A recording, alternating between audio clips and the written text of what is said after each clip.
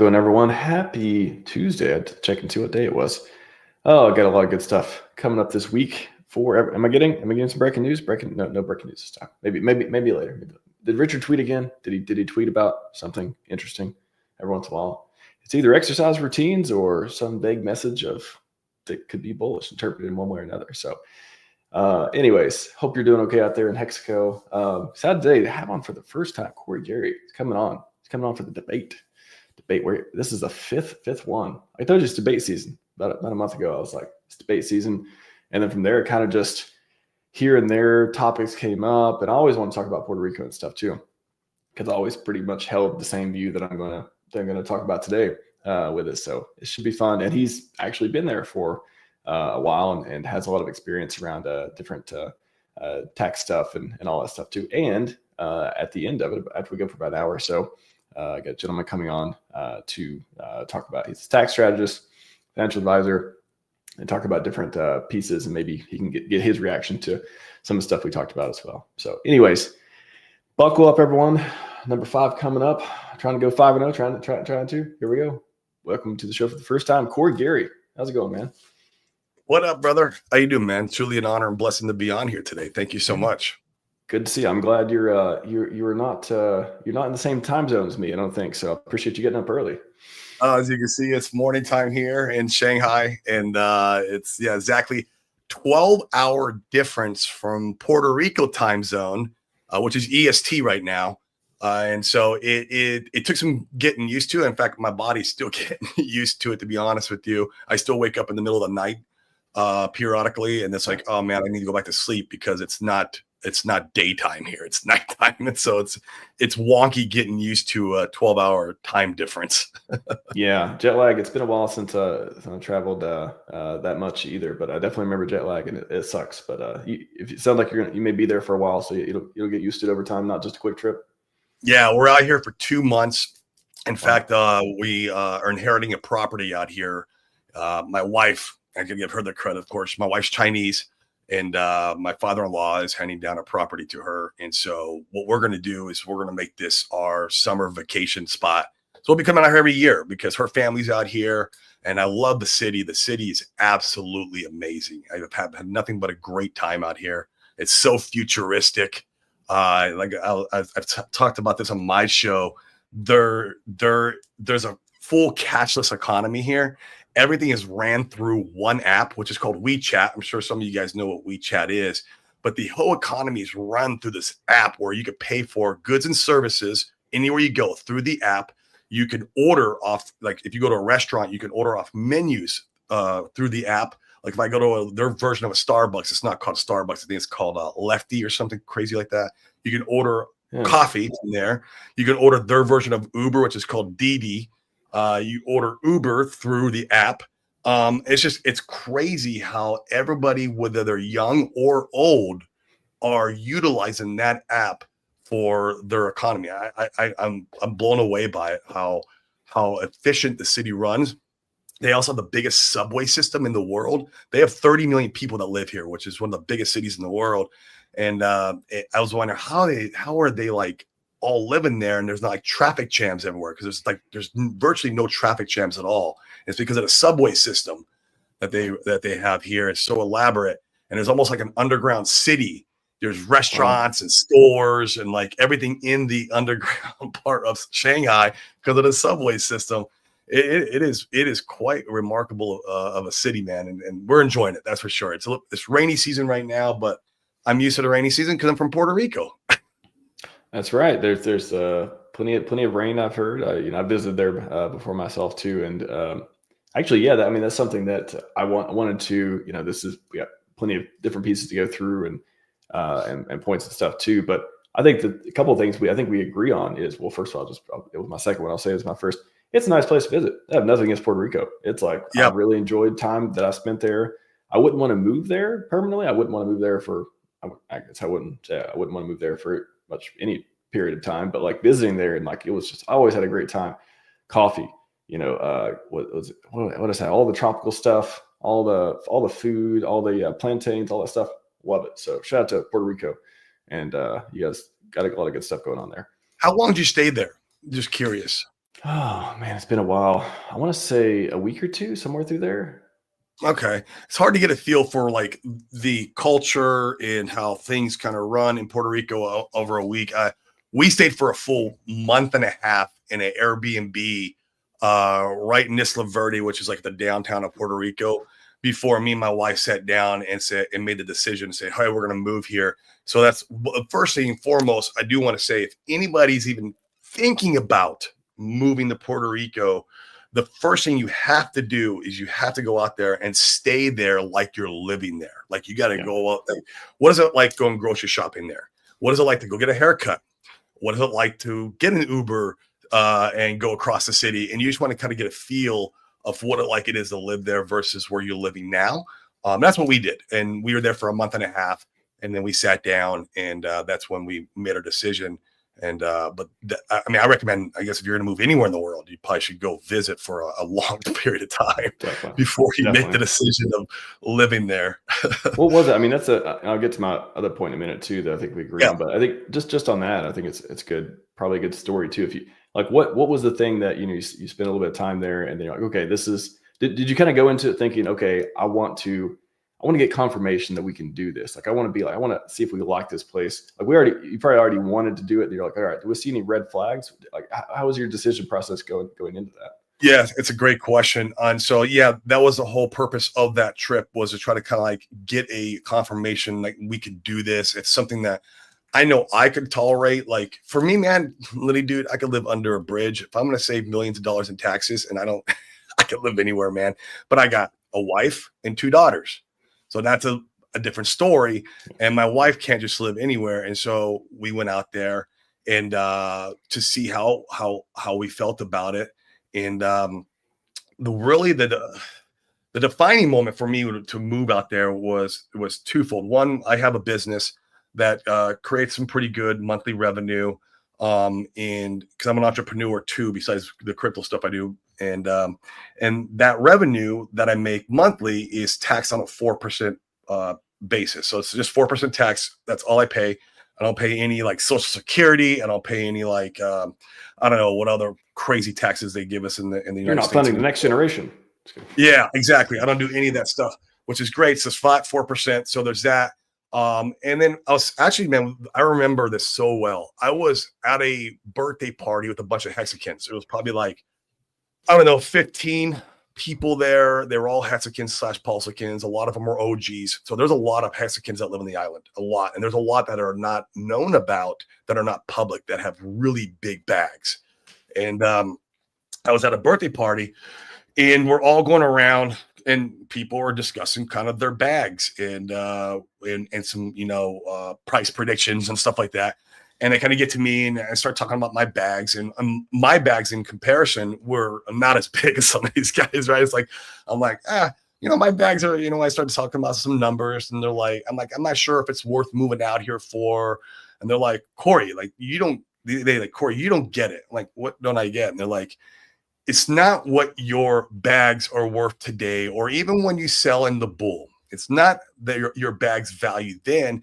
They're like, it's the compound effect year over year over year. Let's say you sell your portfolio and you save, from being in Puerto Rico, you save $1 million. Well, it's not just that $1 million in today's value. It's that $1 million because they're like, Corey, how often do you keep money in the bank just sitting there? I'm like, never. But my bank is like broke all the time. My money's always working for me. They're like, exactly. It's that money compounded year over year over year. And they're like, literally, the money that you save from paying the IRS, literally the compound effect off of that money could be the legacy wealth you hand down to your daughter. Boom, the light bulb switched on. I was like, holy shit. It's just not about the money today. It's the money in the future when it's working for me on my behalf. That is the biggest impact of saving on taxes today. And so that's when the light bulb really went on. And it was one of the Hexicans out there that said that. He's one of the, this guy, he lives out there in about 3 neighborhoods down from me. And he's really well to do. He's a day one Ethereum guy, day one Hex guy. And it made a lot of sense to me. So that's when my decision came pretty like concrete. And then I had to go home. and of course, sell my wife on it. Yeah. That's a harder issue, right? Like selling your loved ones on it. And I went home Like and we're going to go to an island and we're going to save a lot of tax money though. Like how did that go? yeah. And so I went home and my wife's always known I'm in crypto, and she knows what I do, and she supports me, which is like beautiful. Like she never has any problems. She doesn't have problems with the volatility either. She's like, "Oh, is crypto not doing good today?" And she's like, "Okay." And then when crypto does great, she gets excited with me, which is awesome.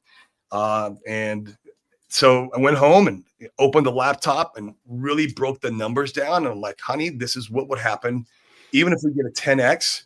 And then here's the compound effect. Let's say we get a 10x and then we go into real estate and we're making 20% IRR. And now that's real estate talk. And in crypto talk, just think about it as like 20% yield, because you kind of, and I showed her the numbers of, sitting in a 20% IRR deal for a couple years and then going back into crypto. And I was just breaking all the numbers down. And it took about a good hour or two to really kind of explain it to her and open her eyes to it. And then when she did that, she's like, okay. She goes, well, maybe we should move here. I was like, maybe. And that's when I think the decision was made there. Of course, there were some more discussions, and there was more of the stuff that that we had to look at, the bad stuff about Puerto Rico, which we'll get into, I'm sure, because it's not all. Trust me, it's not all good. People think, oh, it's tropical island, ocean, rainforest, and they think it's beautiful, and it is. But there are some things you got to tolerate on the back end to make this work. It's not North Korea, so it could be. Definitely. It's not North Korea, right? If I'm in North Korea, I'm going to have to try to skate to get down to South Korea. Everyone, if that's your bar, if it's not North Korea, then you might dig into it. Yeah, I mean, that's a great point. You kind of like great segue into the second point is like, I totally want to pay less taxes, and I mean everybody does, right? Like there's plenty of reasons why taxes in general are too high, funds a lot of government. Yes. May not agree with it philosophically. You may just, hey, I just want more money. Like I want more money for me instead of, spreading around type of deal. So, but I guess so that piece, agree on that. But I just Puerto Rico's never struck me as a thing that would be the tool for the job. And I know everyone's got the different situation, families, not families. You have communities, you have different value. Oh, I want to have all the things America affords in this place, or I like this culturally, or everyone has strings attached in different ways or not. But just never, Puerto Rico always felt like the last option of like, why isn't there any other way to save money on taxes rather than go to Puerto Rico? And there is, but it's not as easy. Puerto Rico's like, man, you go down there and there's no hoops you got to jump through anymore. Like with real estate, you have a lot of tax saving options. They reward us in real estate for buying real estate through cost segregation, through depreciation, and there's those hoops we can jump through to save this money, and that's great. But you never really have the money in your bank account. It's more of a smoke and mirrors of way of saving taxes in real estate. So it's never really your money. It's always locked up in assets, which is fine. You want the assets and you want that for legacy wealth and be able to grow your wealth. But it's never really completely yours. Where in Puerto Rico, it is like, it's yours. You make $1, it is your effing dollar. I don't got to worry about like, oh, what's the next thing I got to do with this dollar to make sure I keep 100% of it. And if I were to say to you, RHMax, if you go down and live in Puerto Rico for 3 to 5 years and your kids have legacy wealth where basically they are set up for the rest of their lives, would you do it? Would you sacrifice 3 to 5 years of your life, live in a weird place if you knew that your kids could have legacy wealth and set up for life? I'm just not sure that's the premise. I would push back on that and just, when I think about, okay, let's say PulseChain, anyone, me, you, anyone else, I'll make $10 million, $20 million, whatever it is, like whatever like magic number you think of, it's just amazing wealth. That's the number.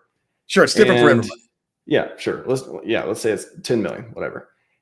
I can make 10 million living in America, and I could pay 30-40% taxes, like whatever it is, like however it's structured, maybe less if it's structured in different ways. Let's just say the most, like let's say 20, 30, 40, even 50%. Let's say California or something. Let's say you pay 50%. I have no idea. That's still, you get to keep $5 million.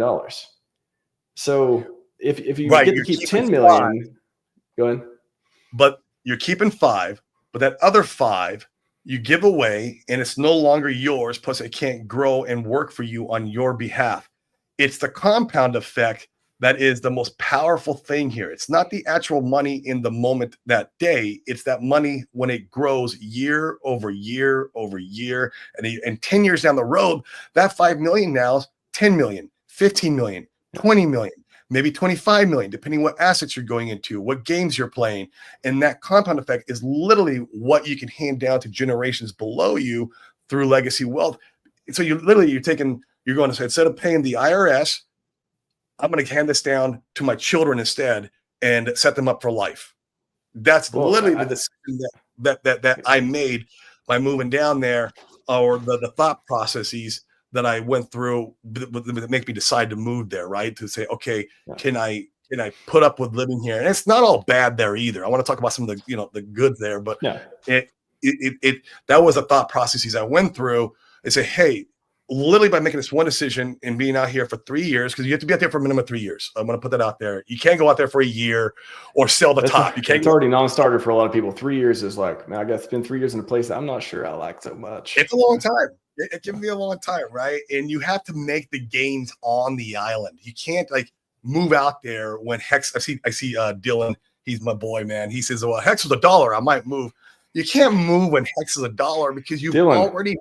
You're gonna have to pay the tax. Did you hear the argument, Dylan? You pay the taxes. Even if you move there when Hex is $1, you're gonna pay the taxes. Hex is only 70 cents if it's $1 and you're not in Puerto Rico. Right. That is true. Kind of, yeah. But still sounds really good though. I guess that's my point. Is like, does it really matter if you just pay the tax and you can live in the society you want to live in? Type of deal. That's like been my always number one argument. Is like, why not just make a lot of money and then just nobody wants to pay the tax, but you made a lot of money, so you still get to keep your money.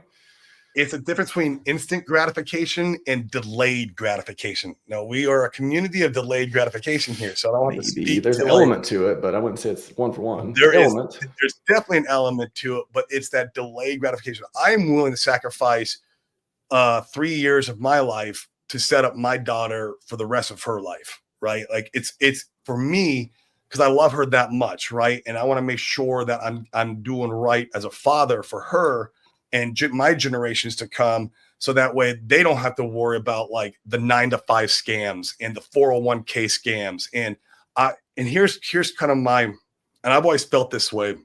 And this is why I used to talk about this when I was in real estate. I was in real estate for a whole decade. I used to flip houses and do wholesaling.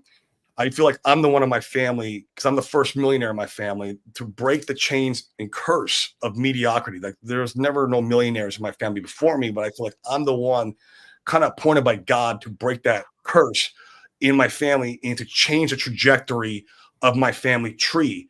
And part of that responsibility is I have to make sacrifices, and I have to make big sacrifices. And that's what Puerto Rico was for me. It was one of those, okay, I need to make a sacrifice here.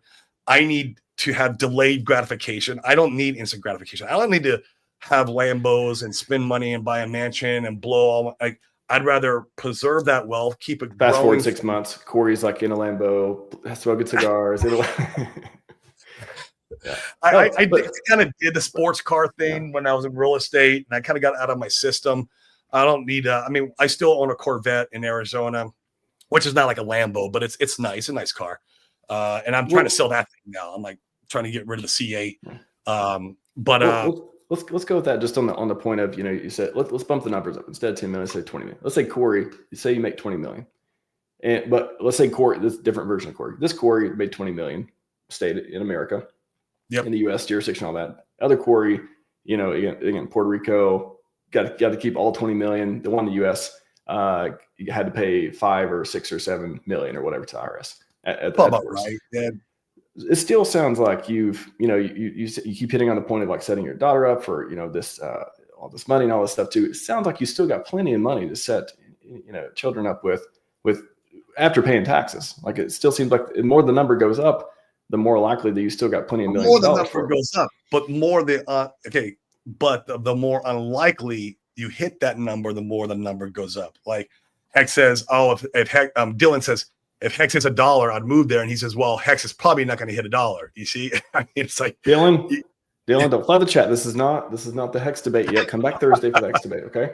Right. Your chances, the higher the number goes, is the lower your chances are of hitting that number. And now there's other things that I'm doing besides crypto to make sure I establish the number that I'm going after. For example, my business, and then going into other asset classes.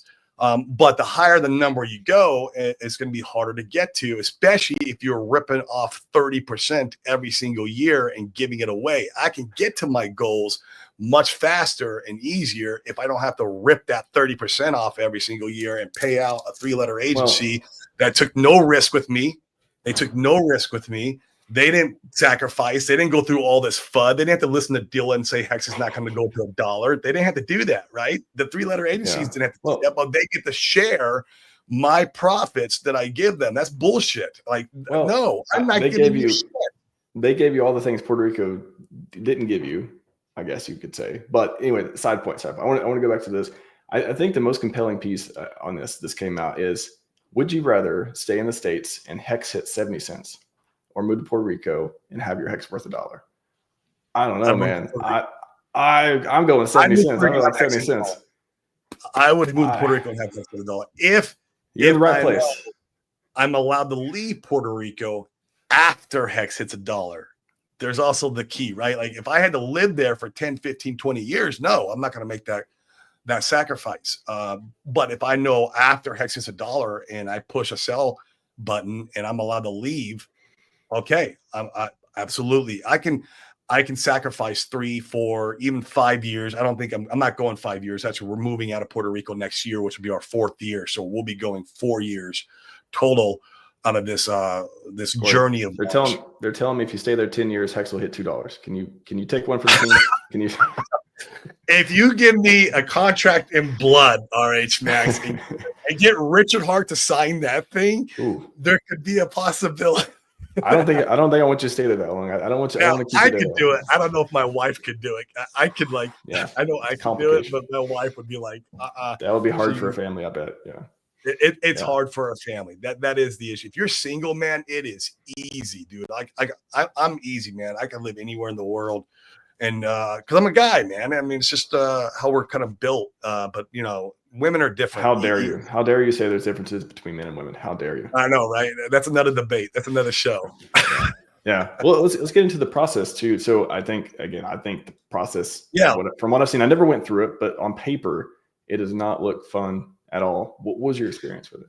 It's not that difficult if you have the right attorney in your back pocket. And so the guy who I was talking about earlier, the day one ETH guy, he had an attorney he recommended to me, and the guy made it very easy, streamlined, literally just signing some paperwork, and they do all the filing, they do all the due processing, and so you move out there. There's like a few months, and then there's the move date, and there's the first taxable year. There's a few. Yeah, there's certain rules you got to play by. Yes, that is correct. So the rules. So for example, you need to be on the island for 183 days out of the year.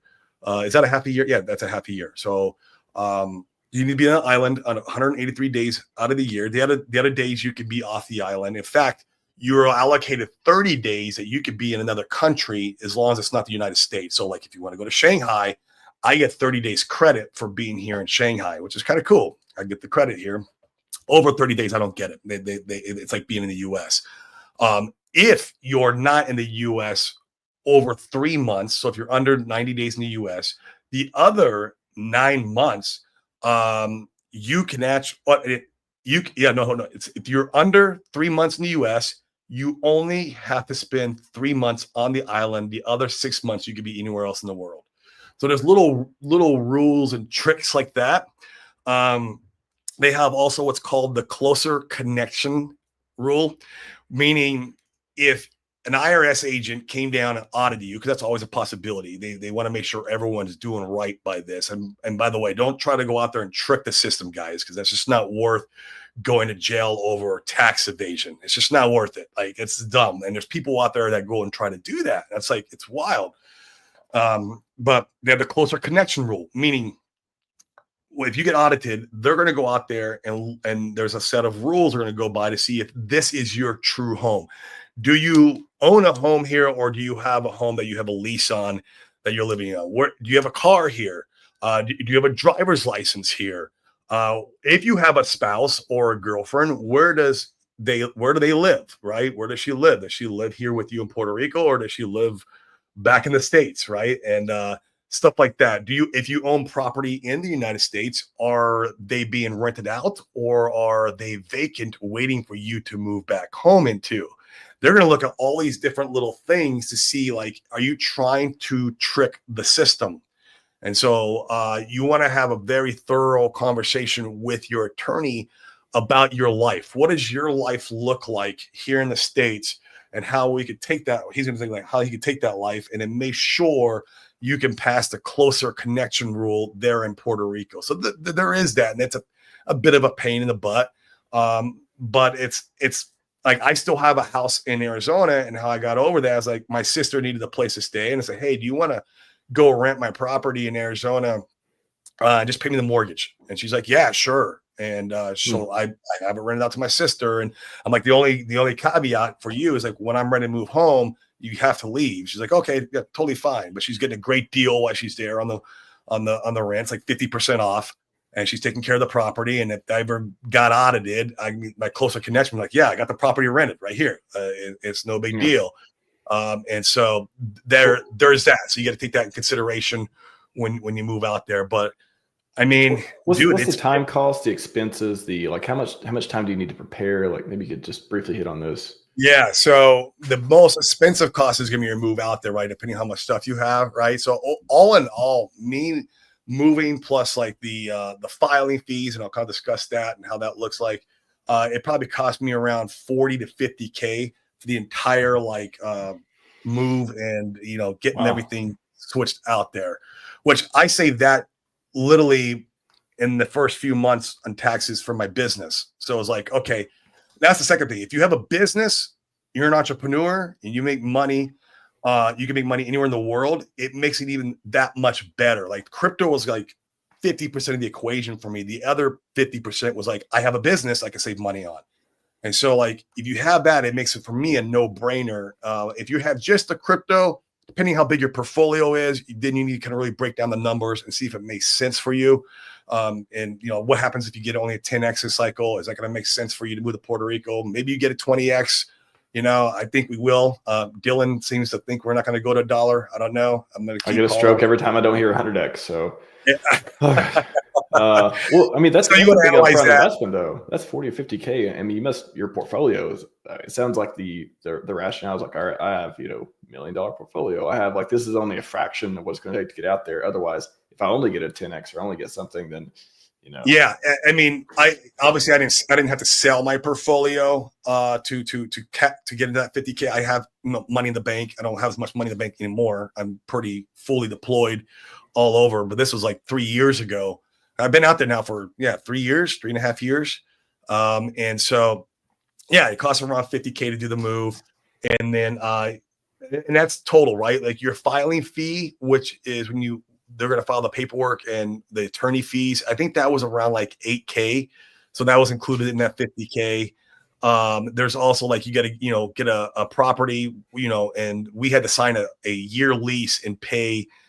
I paid 6 months of rent up front to negotiate the price down of the rent. He wanted like X. And I'm like, dude, that's way too much, bro. And I'm like, look, what if I pay you 6 months up front? I want this number. And he agreed. So that was part of that equation. I had to buy a car. I didn't buy anything elaborate. I bought just a Jeep, like a grocery getter. It's an SUV. It's a cheap Compass. And, just to get around on the island, because you need something, obviously. And you don't want to buy anything nice, because the island will beat your car up, because the roads suck ass. I'll tell you that. I was going to say that part of this tax money. I mean, we can argue. I don't want to make any points towards taxes, but gosh, it seems like they don't do anything with their money. The money they're making, they're putting in their pockets. I'm sure of that, because the infrastructure, and we can get into that, with the parts that suck and with the parts that are good. But that's one of the things. The infrastructure, there is no infrastructure. They don't put any money into the roads. They don't put any money into like power grid. Like Well, why would power's they? always There's three hurricanes a year. They just have to rebuild it every time. Okay, I shout swear, out and they keep blaming it on a no more hurricane. hurricane jokes. And they keep blaming it on Hurricane Maria, which was back in 2017. I'm like, bro, you had like plenty of time to recover from Hurricane Maria. I mean, get your They shit stopped together. blaming on Katrina. They stopped blaming Katrina. What's the next one? What's 5 years after? Maria was the last big one they had. Yeah, that was the last big one in 2017. It was it was the biggest one they had in like 50 years, and it absolutely demolished the island. So like, yeah, you know, it sucks. You get, yeah. I mean, it is hard. It is a very vulnerable place. Like it is hard, even if they were using it all very wisely. It's gonna be hard to like build that place all the time. So another reason why I'm not going to live there for life. Like that is crazy to, because if you live there for life, you're guaranteed to see one of those hurricanes. Like you're going to get another Cat 5 that's going to rip through the island someday. Like will it happen this year or 20 years from now? We don't know, but it's going to happen. And like I don't want to be around to see it happen, man. That's why I'm from Arizona. We don't have hurricanes in Arizona. We don't have tornadoes in Arizona. We like the worst we got is some heat, 120-degree weather, and then we get some scorpions. You know, that's the worst that we get in Arizona. Watch out for the scorpions, Jesus. Oh, we get the nasty little yellow ones too, man. The bark scorpions, and they're brutal, bro. You ever have to fight a scorpion? Ever what? You ever have to fight one like a snake, like you know, like smash it? No, but I've had to kill them before, of course. And then at my house that I stay in Arizona, I don't want to fight a scorpion. Oh no, we have it sprayed every single month. We have the house sprayed. They get up in the walls, man, and they have babies, man. Oh, it's disgusting. Oh my god. Yeah, that's freaking me out now. Scorpion babies. Yeah. Scorpions, one thing. Scorpion babies. I don't want to be fighting them either. Jesus. That's Arizona for you, bro. Scorpions and rattlesnakes, man.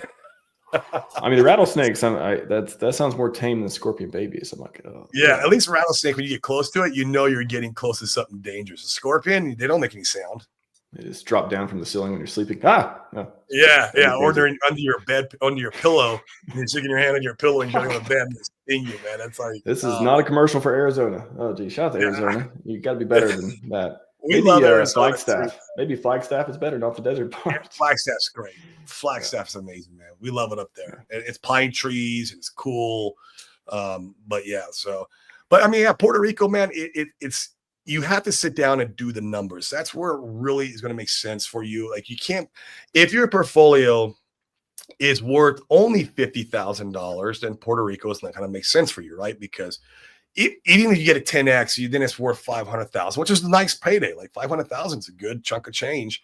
I'm not shaking a stick at that or balking at it, but like, you know, is it going to make sense to go through the heartache of 3 years on the island and all this due process for, you know, saving taxes on $500,000? No, it's not, right. It doesn't make sense to him. But, you know, when you get up into the few $100,000, then, you know, you can have a different conversation, in my opinion.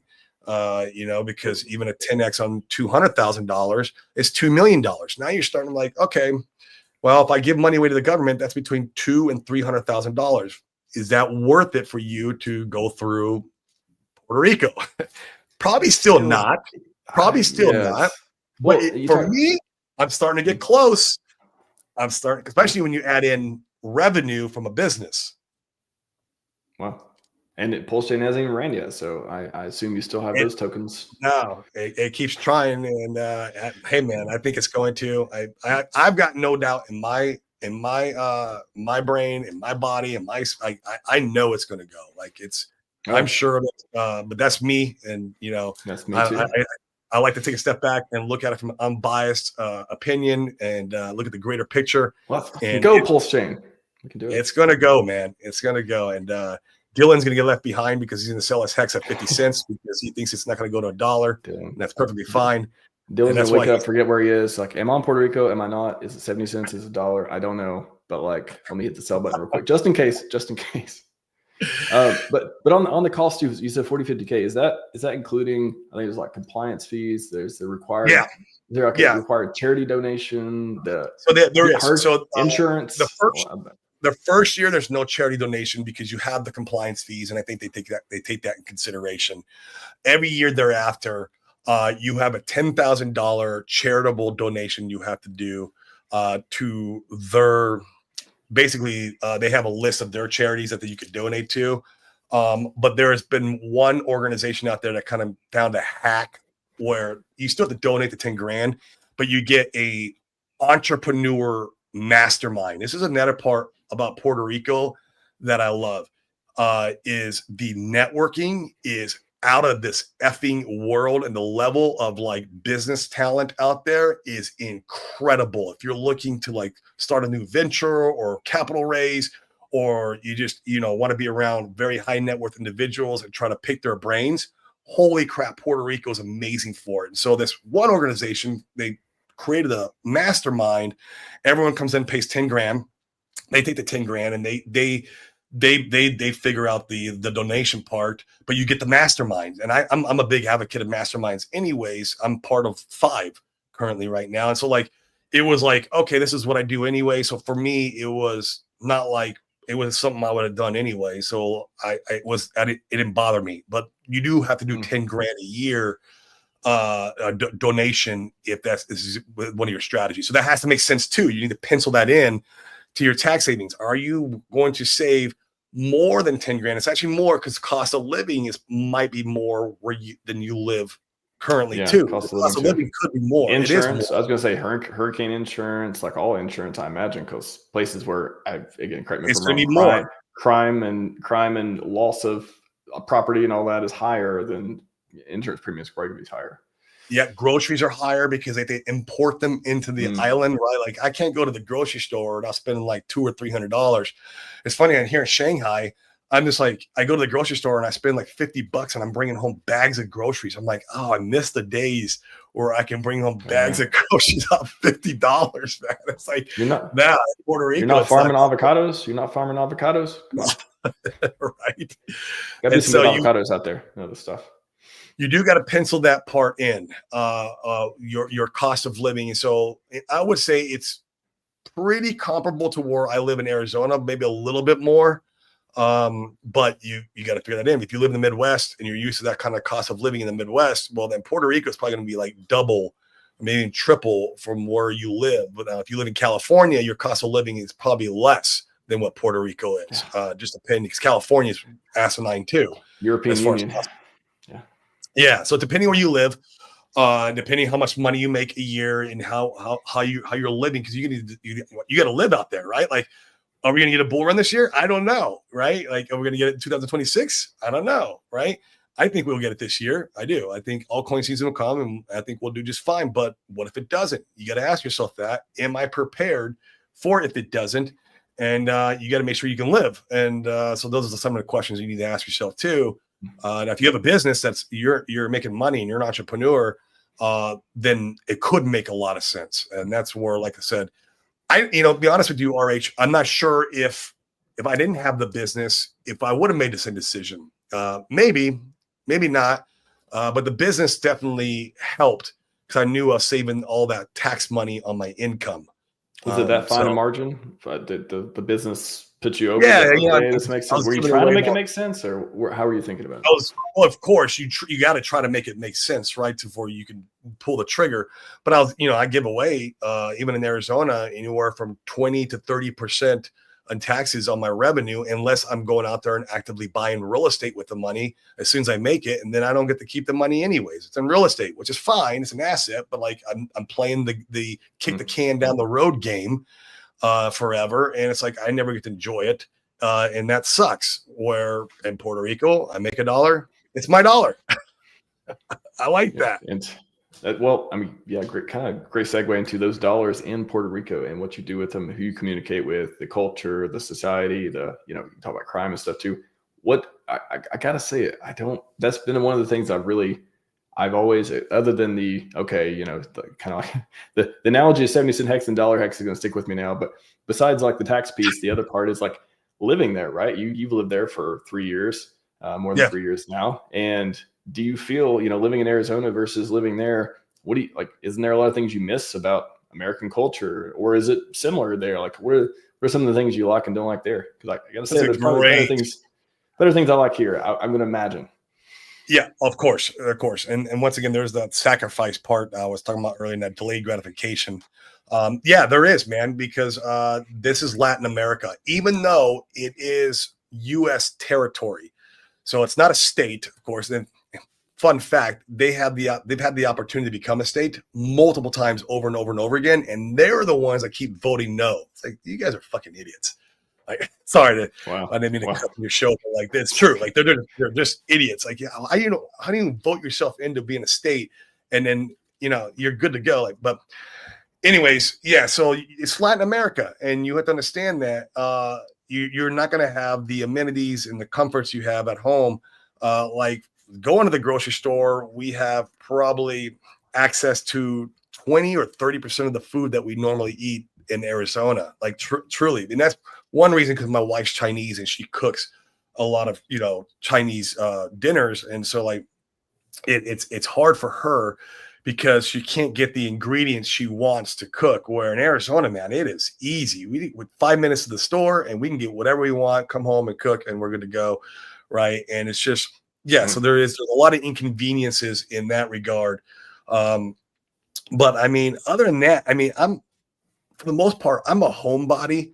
A lot, I run my business out of my home, and I don't go out drinking at bars and stuff like that. I'm sober. I've been sober for almost 7 years, and so like that part there. If you are a party person and you like to go out and have fun, nightlife, you might want to take that into consideration. I don't know how Puerto Rico's nightlife is, and it could be wildly different than what you're used to.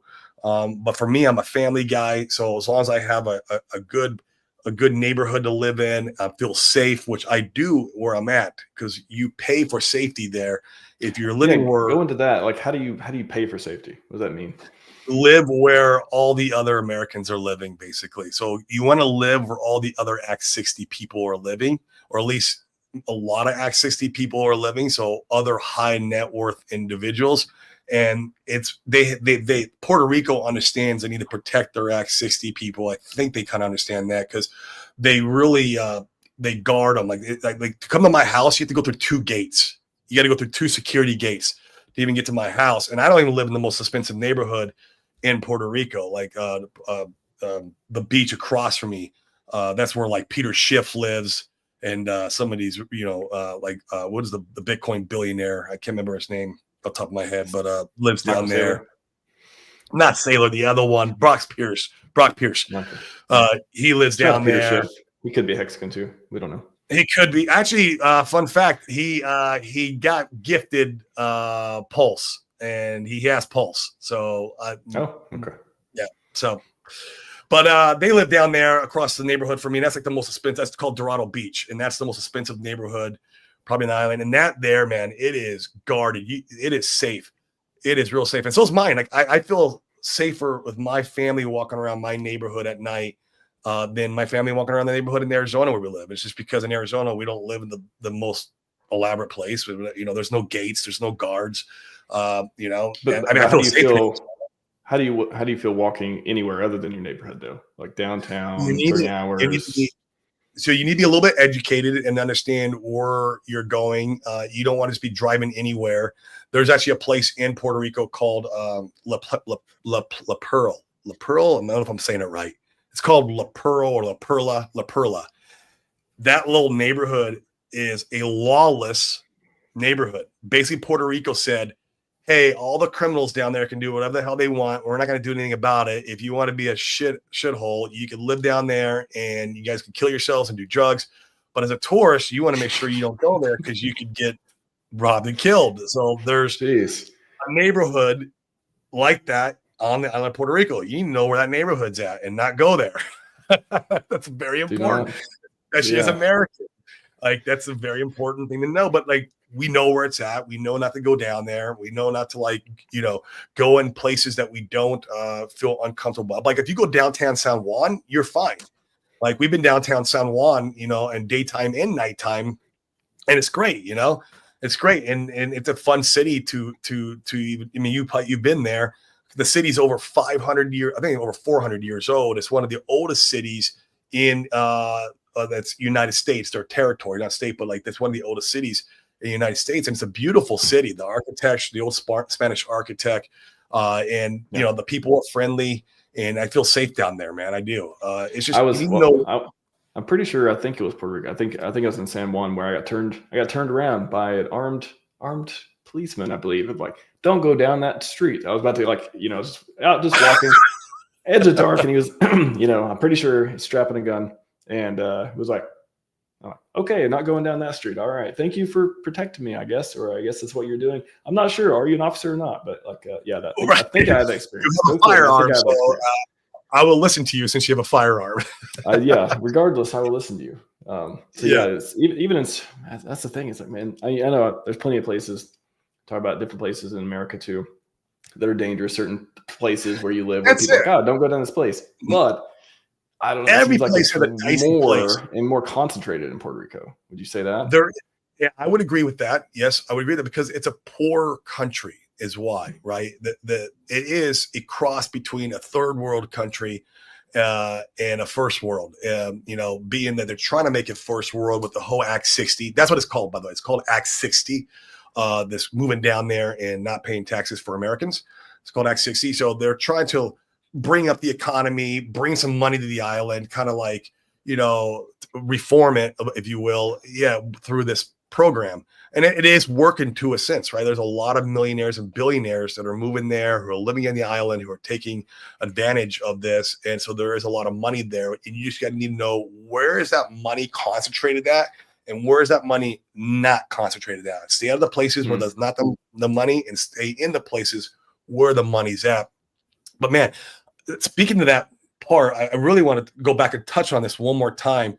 Masterminds are the reason why I was successful in real estate, period. Like, it's the reason why I made a shit ton of money, is because I was able to go into these masterminds, copy and paste other people's business models, and bring them in and create my own business.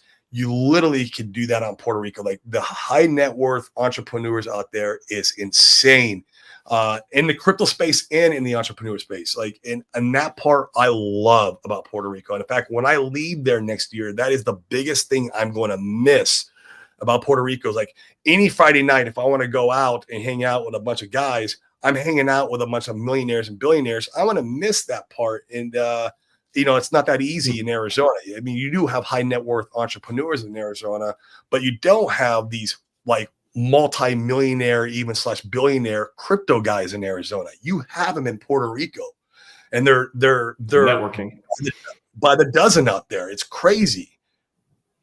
And I love that. I mean, good part on networking. Yeah, I mean, there's a lot of people go to, I guess, New York, or if you're in tech, Silicon Valley or Vegas for a lot of stuff too, and maybe sports. Miami is a good place, Yeah.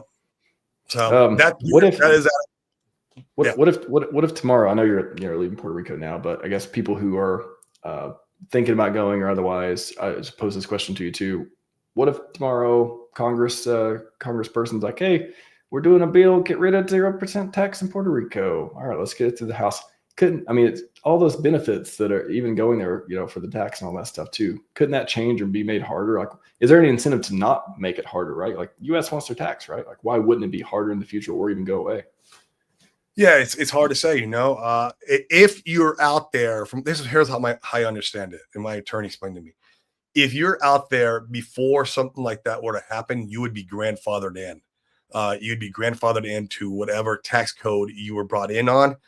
So if they got rid of the Act 60 altogether, you would still be good as long as you're living out there. Like, you're protected as part of the code, or the Act 60 that protects you from something like that happening down the road. If a new president comes in and said, hey, we're going to get rid of this, we're changing the whole system down there, or maybe it's we are going to get rid of Puerto Rico as a territory. That's also a thing, right? That could happen. We're going to name Puerto Rico. No, don't do that. Right.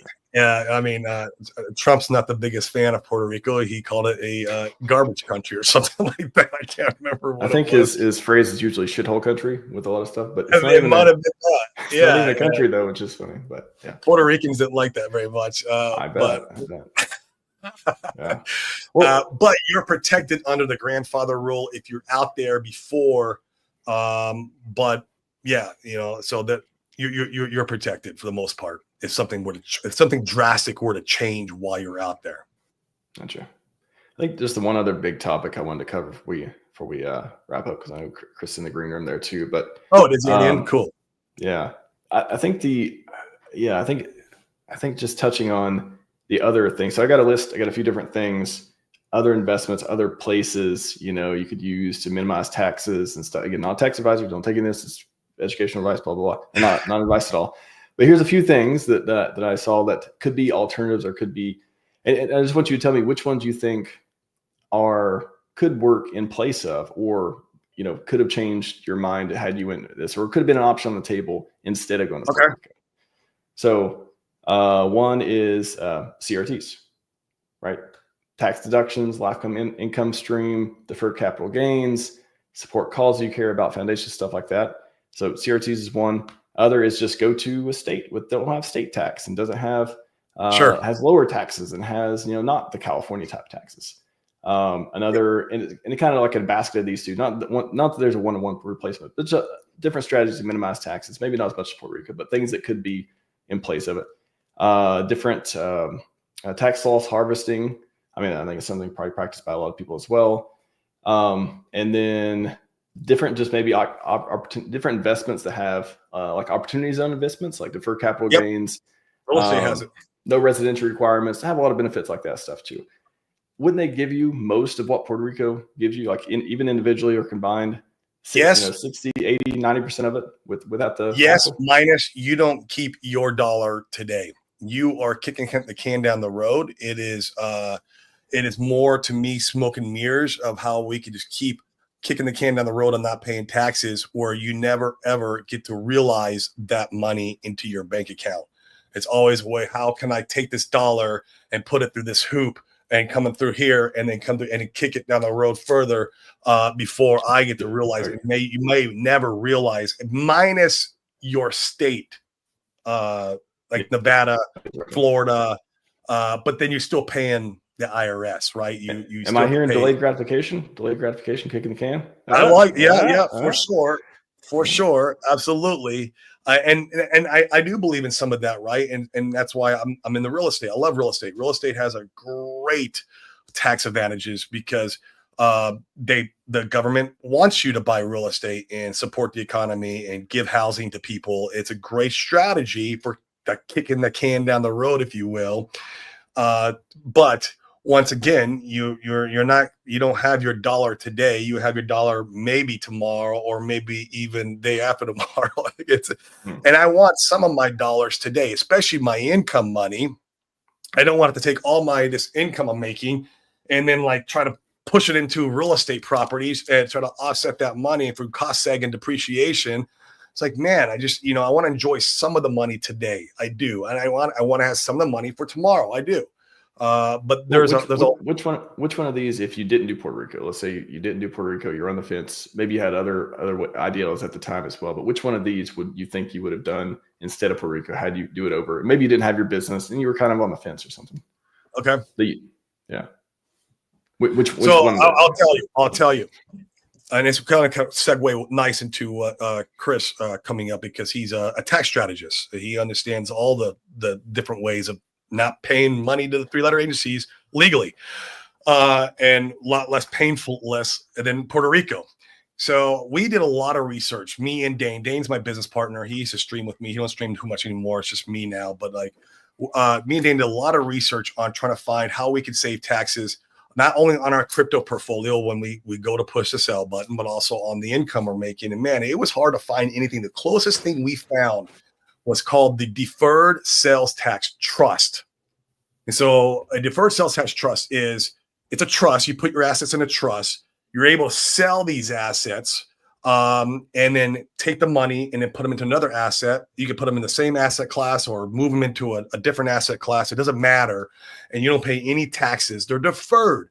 But anytime I talk to anybody, RH, when I was shopping around for this, none of them would let me do DeFi. It's very frustrating. Like they're like, oh yeah, you want to own crypto? You can own Bitcoin on Coinbase. I'm like, man, I don't want fucking Bitcoin on Coinbase, bro. Like I want like Hex in my Trezor wallet. I want Hex.com, baby. Yeah. I want Hex in my Trezor wallet. Like this is like, I want to be able to like buy what I want to buy. I want to control the assets, right? And that was problematic because with the deferred sales tax trust, it's usually the trustee that has to push the buy and sell button. So you have this third party counterparty risk going on there with this whole system, and it was problematic. And so like that was the closest thing I found that I liked before moving to Puerto Rico. And we sat down and looked at all these. We looked at the CRUT trust, but I didn't like how like, I was just putting money way out there. You never realize any of it, and I just didn't like the structure of it. And we looked at living in different states, but I still didn't like the idea of like I still have to give 20% away, 25% away to the government. And so 80 cent hex. 80 cent hex now. You're getting better. And I know some Hexikins that did that, like Hex Monkey. He doesn't even mind. Hex Monkey got a property in Nevada to avoid, obviously, California gangster taxes, right? And that's a good move. If that is part of, you should at least consider that strategy. I would agree 100%. Florida's a good place too, except for Florida gets hurricanes. I don't know if I want to trade Puerto Rico for Florida. It's like tomato for tomato almost. You got mosquitoes, you got hurricanes, you get the same shit. I don't know if I alligators. They got alligators too. Yeah, I don't know if Dylan's still watching. He's from Florida, but like it's the same thing. Shut up, Dylan. Yeah. Shout out to Flo Rida, by the way. There's a rapper called Flo Rida. Oh, okay. Right. But I'll tell you the story. We were at a apartment syndication mastermind, and we were there onboarding real estate guys into crypto. That's part of what our business does. And we were speaking on stage. And we came off stage, and this guy comes up to me. And he goes, "Hey, Corey, have you ever heard of a deferred sales tax trust?" And I was like, "Yeah, but I'm not, I don't like it that much." And he's like, "What you don't like about it?" And then, I told him what I just told you. And he's like, "Look," he's like, "What if we could make it work where you hold your own keys or you keep your own crypto?" He goes, can you teach us DeFi?" And I was like, "Yeah, I can teach you DeFi." So we onboarded him into PulseChain. We onboarded the trustee in the PulseChain. The attorneys are in PulseChain. And we onboarded them to their business, if you will, into PulseChain and to understand what it means to own your own keys and to be your own custodian and still do this trust. There's no other deferred sales tax trust like this. And so now we created this product called the DeFi Wealth Trust. Now, this is going to give you points on your argument, I guess, a little bit. But if I had known about this trust, or if I had access to this trust prior Puerto Rico, I would have never moved to Puerto Rico. I would have just stayed in Arizona, used the DeFi Wealth Trust. But I didn't know that we could. It was possible that I could retain my own keys and be my own custodian and be in one of these trusts. And Chris made it possible. And so now my plan is I'm leaving Puerto Rico Q1 of next year. I've already got my time served. I will have enough time served where I get all of 2026 if I want it, which is great. But I'll be using the DeFi Wealth Trust to harbor all my assets and do my life basically moving forward. And that gives me the confidence, and I'm okay to leave in Puerto Rico now because of this trust. So there's my answer. I couldn't find anything before, and Puerto Rico is a great option, but now we found this, and it's like, okay, I got this now. Well, now I'm going to leave. And so, yeah, so that's the answer there. All right. Great conversation, man. I think, I like these conversational debates. Again, we get, it was good, man. Different pieces. Yeah. I love the debates, man. I saw the one with you and Crypto 7. Crypto 7 was great. Shout out to him. I love Crypto 7. Watch the show all the time. All of them so far, but I think have been very educational. All been good. Each one, they like people learn. Catchers too. That was good. And if you're having another one with him and who you say Access next week? Yeah, this Thursday. I would love to watch that too. So yeah, keep it up, man. And I've noticed your views since you've been doing it. People like it. They're liking it. So yeah, I think so. Again, it's not. The point is to provide perspectives. Like everyone has.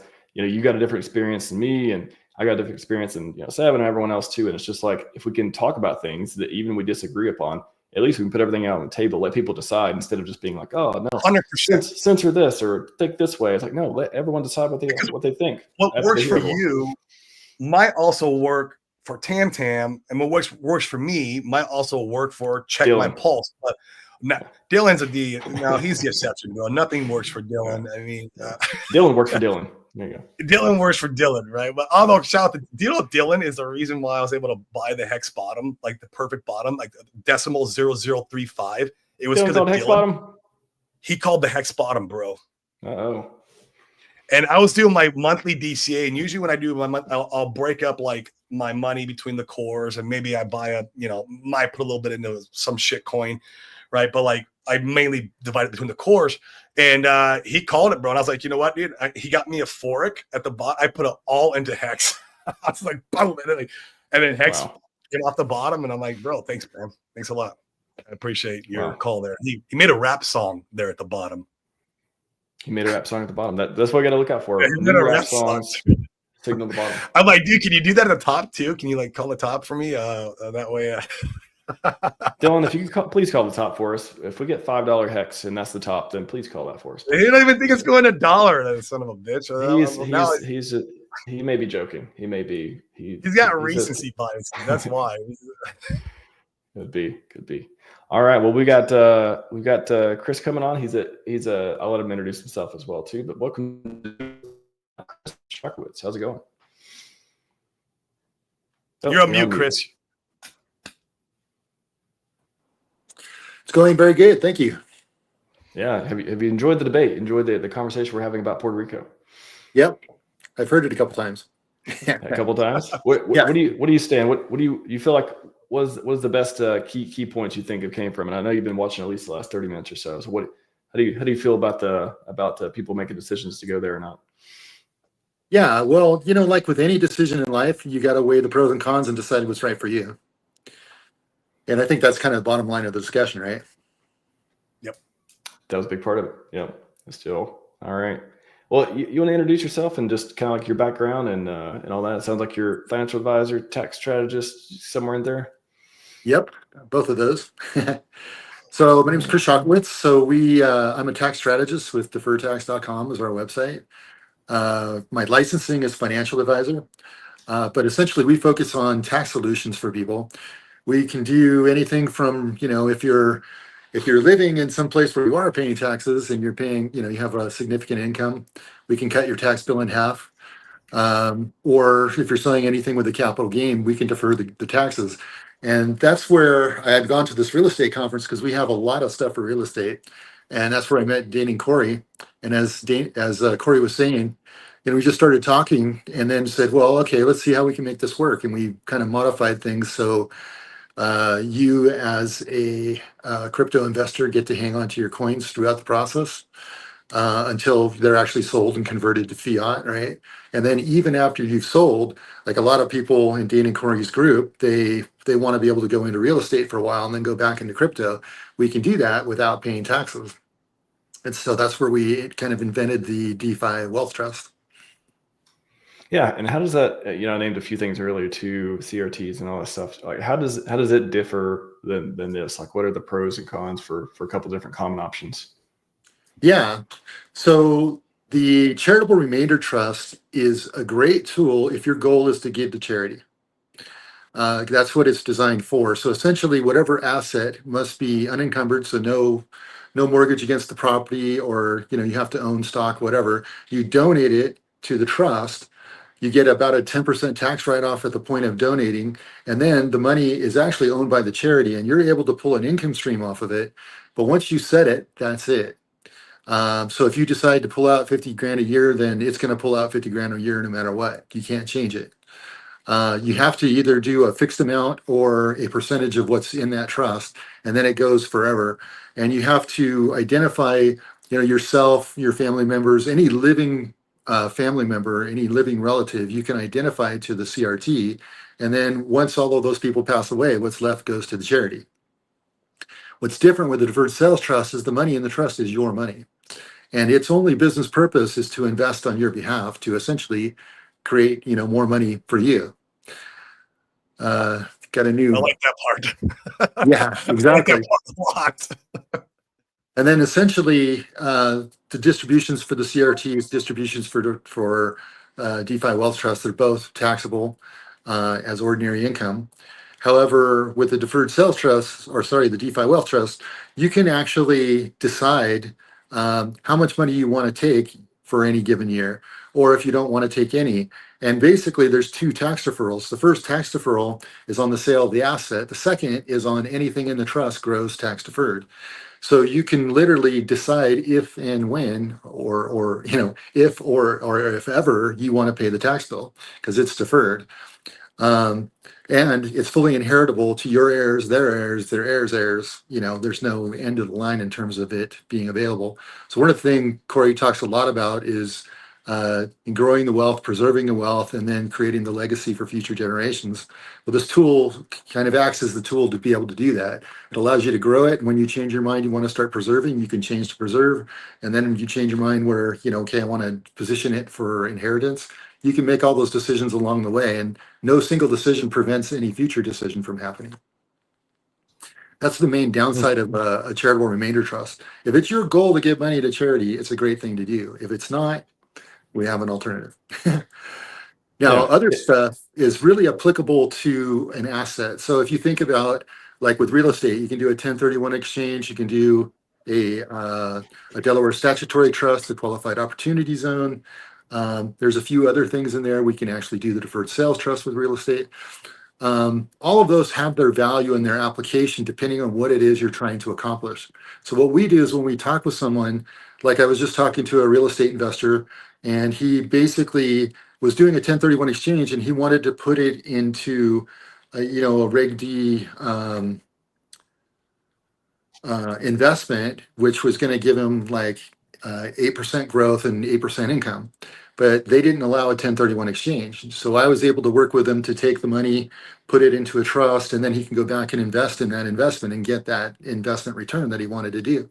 Even though they don't accept a 1031 exchange, we were able to take it through a process where they could then do that, investment straight from a trust, for example.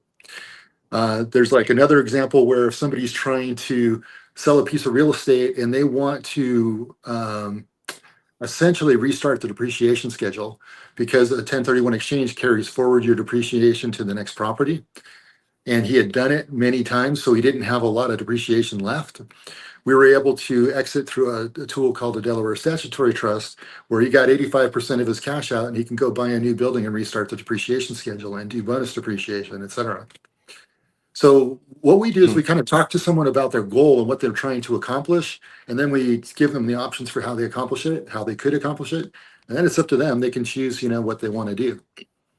So definitely with crypto, what we did with the DeFi Wealth Trust was specifically designed for DeFi crypto to allow you to be able to hang on the keys all the way through the process until we move the money into the trust.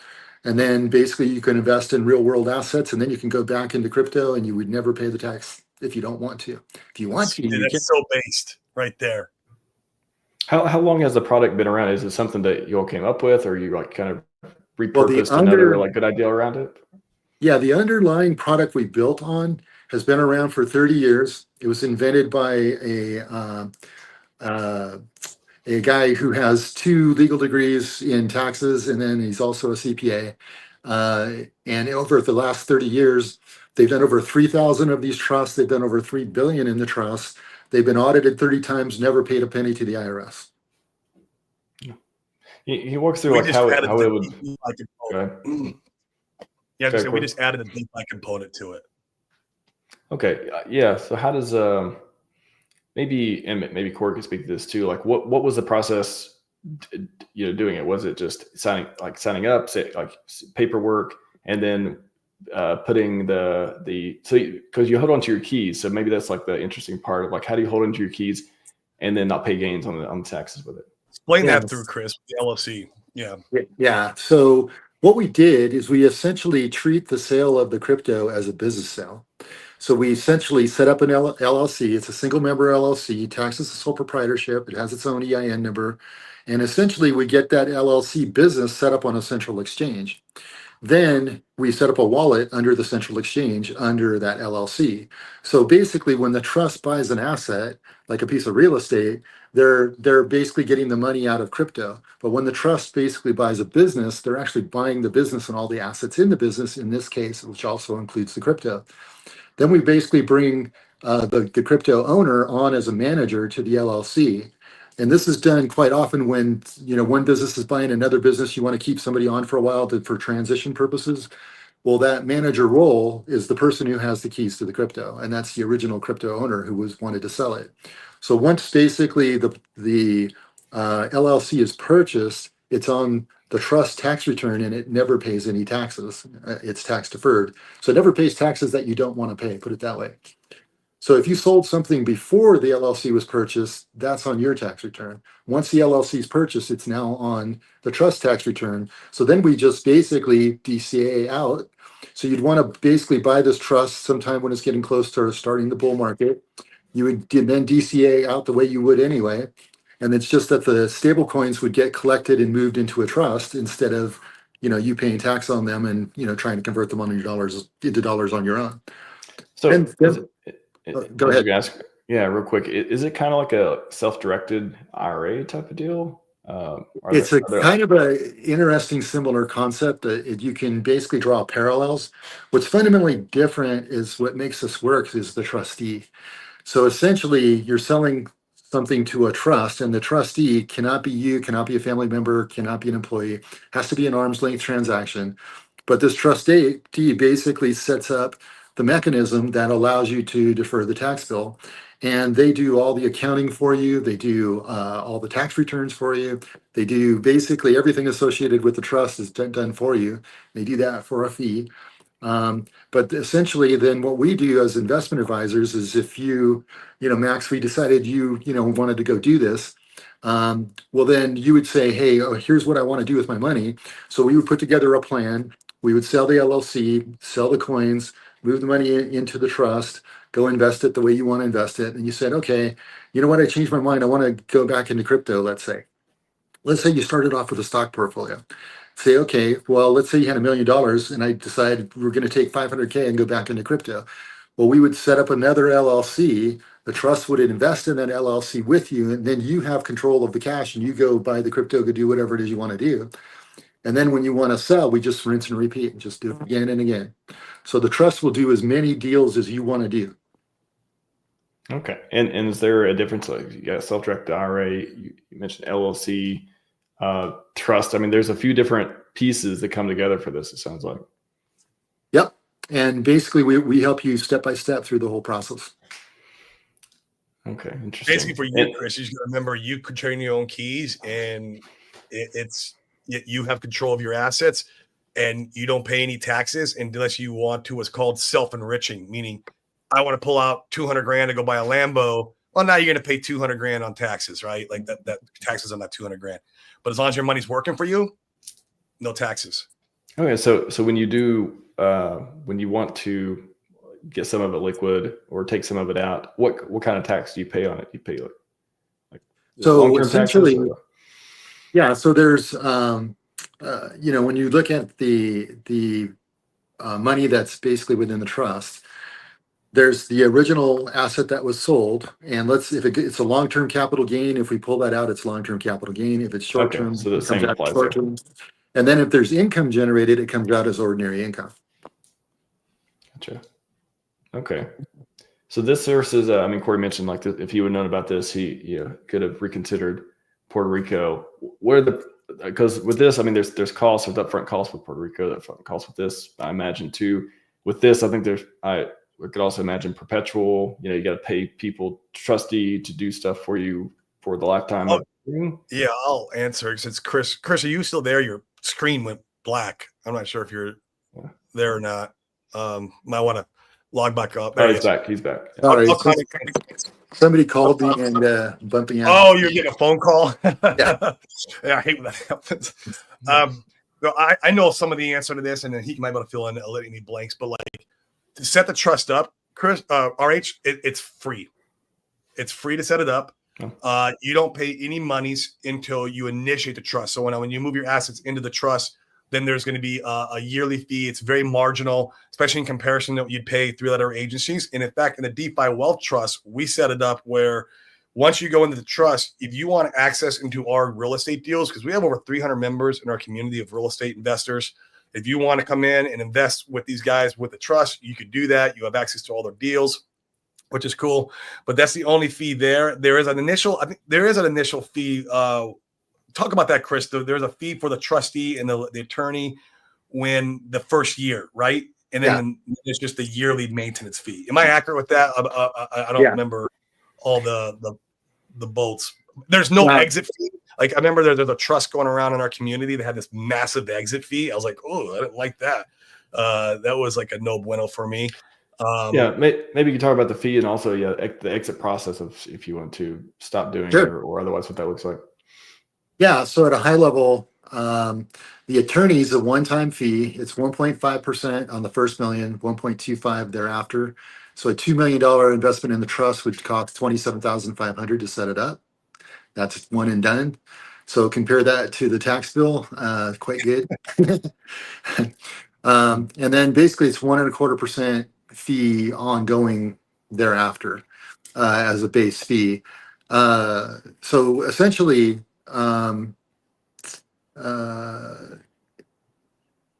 let's see, what else did you ask? I'm sorry, I lost it.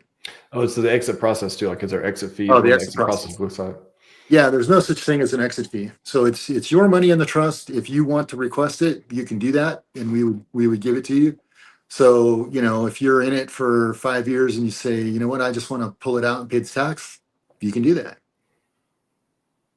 All right. Yeah, it's real easy. What I liked about this RH is the flexibility of this trust of coming and going, and there's not like all this weird hoops you got to jump through. Now that for them they have some, for Chris, like setting the LLC up and going through, like they have some hoops they got to jump through. But for us as the user, it's pretty easy.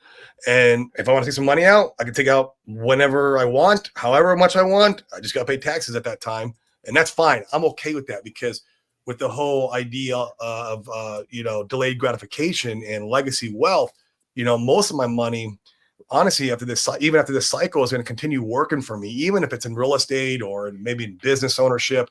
Like the bulk of my money is going to be working for me at all times, growing for me and for generations to come for me, right? And so like that is what I'm most passionate about is the legacy wealth piece of all this. And that's why if I'd have known about this before Puerto Rico, I'd have just done this, right? But it didn't exist. So we exist. We created it with Chris. We created it with Chris. And so now it exists. And there is no tax implication, just the normal, Dylan. If you sell or if you exit and you go buy a Lambo, you got to pay money on that you're buying the Lambo with. But and then the tax implications, was it long-term capital gains or is it short-term capital gains? All those come into play. Income tax is what Chris was also talking about. So it's. But as long as the money's in there is no tax implications, which is great. Even when you exit your crypto, so you can sell your crypto, exit, as long as that money's going to go and work for you somewhere else, or it can stay in crypto, like as long as it's doing something, you don't pay any taxes. Gotcha. Correct me if I'm wrong. Because I'm not. That's it. That's why I have him on here. Because I'm like, well, if we're going to get into this, let's like bring him on for a few minutes. He knows more about like the in and outs. The other thing is we have the ability, for example, let's say, you hit it big in crypto, you had 4 million, and then about a year into it, you go, you know what, I just want to take $1 million out. And I want to go build my dream home, right? Well, we can actually we have a way to cut your tax bill on the million by 50%. See, if you go to Puerto Rico. Circle back to Puerto Rico. Yeah. Okay. Going back to Puerto Rico. Yeah. Wow. All right. Well, gents. The other thing is if you live, let's say in California, and you sell the crypto and you defer the tax, and then let's say you moved to Puerto Rico and then you took the money out, you would be paying the Puerto Rico tax, not the California tax. Meaning the rules in Puerto Rico rule, it's your residency that matters. So like I lived in California and I moved to Nevada. So if I take something out of my trust, I'm paying the Nevada taxes, not the California taxes. So to Dylan's point earlier, when he was saying he wanted to sell Hex at $1 in Puerto Rico, but I'm like, you got to make the money on the island. Your money has to grow on the island. Here's a shortcut or a loophole, if you will. Say you're in Florida and your money grows in this trust. Hex goes from, What is it today? 1 cent, almost 1 cent to $1, which Dylan doesn't think it's going to go to, but screw Dylan. And it goes to $1. And Dylan wants to sell. As long as it's in the trust and he moves to Puerto Rico, he could sell and then exit the money out of the trust, and he'd have the Act 60 protecting him on the money. It is an absolute loophole. Yep. Actually, Dylan said that he will come to Puerto Rico only if he can bring the alligators from Florida, though. Stipulation. Just heard it. Dylan's my producer. Apparently, he's my producer. He can tell. Producer, yeah. I love Dylan. I give him shit all the time, but he got me to buy the hex bottom, so I don't give a shit. Hex bottoms are nice. I definitely would like to buy. Hex bottoms are nice, man. If you can call the hex top, I'll be even happier. Some people like apple bottom jeans. I like the hex bottom. Anyways, gents, got to wrap up here. Great to have you both. Chris, where can people find out more about this program? Yeah, our website, defertax.com, or DeFiWealthTrust.com. Yeah, or DeFiWealthTrust.com. Go there, because then you can book a call directly with Chris. Yep. He'll know exactly why the conversation you're about to have with him is because of crypto. So it preps him knowing that he's coming from the DeFiWealthTrust.com. So and we have a bunch of videos there on it. And it's free, guys, to have a conversation with them. I know there was another tax saving thing going around in our community for a while, and they charged me $500 to have a conversation with them. $500 to have a conversation with them. I was pissed. I paid it because I wanted to find out what they were about. And then I found out about their exit fee, and I'm like, no, I'm not doing it. But there's no fee, so no cost to talk to Chris. It's free. All right. And talk to Corey. Where can you find Corey on the internet? Yeah, man. I mean, obviously I got the YouTube, DeFi Crypto Alliance. Come over, subscribe, please. I would love it. And if you guys are watching from my show, please subscribe to RHMax over here. He's awesome, putting the good work in every single day. Twitter, Twitter's Corey Geary. It's just Corey Geary. I think it's Corey_Geary, maybe 555. I can't remember. But if you type in Corey Geary, you'll find me. And then that's the best place. You can DM me on Twitter. Don't DM me in Telegram. Telegram's so dirty. I might not see it for a month when I'm like going through my my comments. Dude, about every quarter. I don't even do Telegram, but maybe every quarter I'll look at it and be like, I don't want to do this anymore. Yeah, I respond to Twitter. Twitter's pretty clean in DM, so I can go on there and be like, okay. So if you want to reach out to me on Twitter, perfectly fine. Just DM me there. And that's it, man. I mean, yeah, I love PulseChain. I love this community, and just happy to be here, man. Thanks for having us today, too. Of course. I love your shirt, by the way. Gotta get. Yeah, man, we got it from you, bro. It's funny because I got I got the red one, I got the blue one. You scored at the PulseChain tour. Look at that. You got my favorite. The red hex. Dude. That's my favorite. Let's go. Show them the red hex real quick too. I mean, I love that one too, but show them that I'm not trying to be a thousandaire. I came up with that. I'm not trying to be a thousand. Dylan, we're not trying to be thousandaires, bro. I don't know what you're talking about. Hex not going $1, man. I mean, come on, bro. I may become a $700,000 heir because Puerto Rico joke. There we go. 700K, 1 million, all that fun stuff. All right, everyone. That's all we got for you today. Scivive and 5555. Appreciate you guys. Thanks.